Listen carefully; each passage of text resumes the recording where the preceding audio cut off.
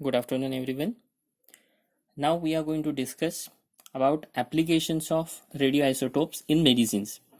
In medicines, that is in medical science, radiation played a very important in many parts. So generally it is used in understanding metabolic reactions, especially when we take a medicines, how the reaction takes place, where particular drugs will be identified by isotopic methods. Also, we come to know the mechanism of actions of drugs. Using this, we can find and treat cancer growth. It is used to detect obstructions in a blood flow, that is we called as clotting of the blood is identified by this process. So the first application is in thyroiditis, that is normally called goiter. We already know whenever any person is having thyroid problem, then generally they suffered from goiter. So normally in a human, most of the iodine what we consume, it is accumulated in a thyroid gland, and this thyroid controls the growth and proper metabolism of the body. As with respect to a normal thyroid conditions, if it is excess, that is we called overactive, then it is called hyperthyroidism, and if it is lesser than expected, then it is hypothyroiditis. Understood? So depending on whether a person is having less thyroids or more, it is one of the abnormalities. This the problem is diagnosed based in following ways. So here, to identify this particular problem, that is a thyroiditis problem, initially we will take a small dose or little dose of radioiodine is given to a patient. So to give this, we will take 1 glass of orange juice. In that we will add around 10 micro Ci capacity of iodine 131 in the form of sodium iodide. This particular solution, that is orange juice, is given to a patient. Once it is given, this isotopic labeled iodine, it emits a gamma radiation. This gamma radiation is detected by patient's thyroid, because all these iodide will reach to a thyroid, and based on the amount of activity shown by iodine 131, we come to know the quantity of thyroid present in the patients. So when we plot the graph of activity versus time, we get the nature of graph. For a normal patient, it is expected this type of curve.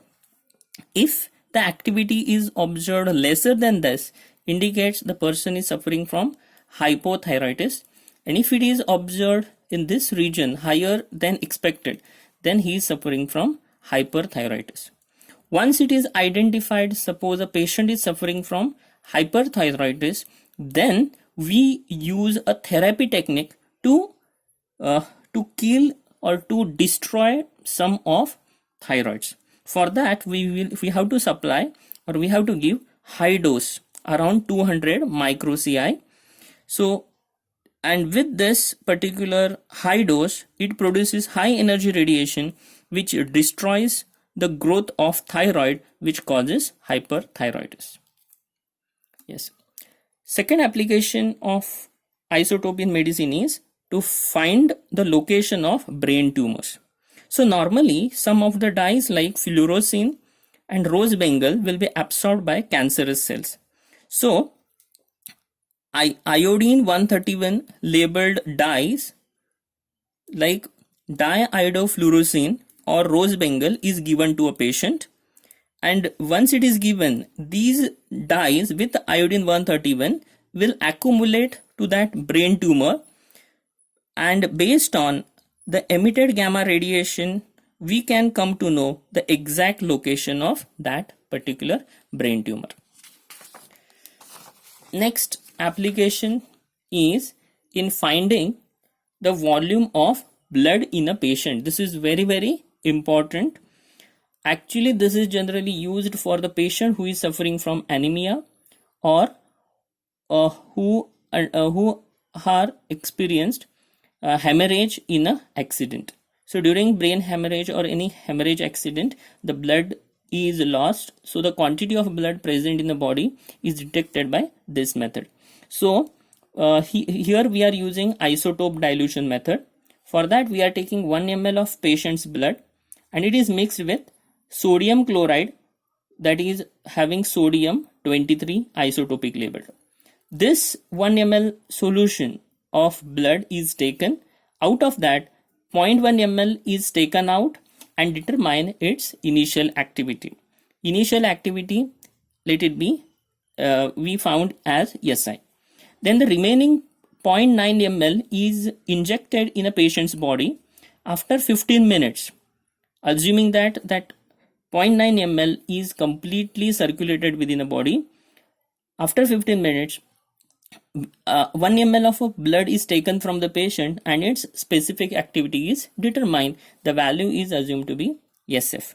Once we got this, then we can find out the quantity of blood. Suppose if X is the total volume of blood in a patient and if Y is the amount of labeled blood we are putting in the body, then by the principle of conservation of activity and also as we did the calculation in dilution method, we get the X equal to this, Y into SI equal to this, but between X and Y is very less, which is almost 0.9 ml, and in a whole body around 5 to 6 ml. So compared to this value is very large, so Y is negligible compared to X. So by doing all this approximation we get this final equation. Using this equation we can find the volume of blood present in patients. Next, it is also used to detect a blood circulations. It is very important to find out clotting in a blood. For that, a small amount of sodium chloride containing isotopic labeled sodium 24 is injected in a patient. Then we will note the time taken by this to reach different parts of the body by using GM counter. GM counter is an instrument by which we can detect the radiations. And slowing down the circulation indicates a presence of clot in a blood vein, and this is how we can detect blood circulation and also find the location of the clot. One of the other applications of radioisotope is to find the mechanism of bone fracture healing, means how the bone fracture will get healed during the particular period. This experiment is did on a rat. For that, they have injected a mixture of sodium sulfate where sulfur is labeled and disodium hydrogen phosphate where phosphorus is labeled. So this mixture is injected in albino type of rat whose four legs were fractured, and after the analysis of the radiation emitted by sulfur and phosphorus at the end of each week, it is found that sulfated mucopolysaccharide is getting accumulated around the fractured site and slowly calcination starts and that bone gets healed. Another applications of radioisotope, it is used to study the pathway of neurotransmitters dopamine. So dopamine. So in absence of dopamine, the person causes Parkinson's diseases or muscular rigidity. And to detect this particular pathway of neurotransmitter, 6-fluorodopamine is labeled with fluorine 18, and using this it is determined. And one of the other application is in radioimmunoassay. It is a versatile technique for assessing the concentration level of hormones, vitamins, steroids, drugs, and antigens. And for this study of metabolism of insulin, we use iodine 131 for diabetes. Thank you.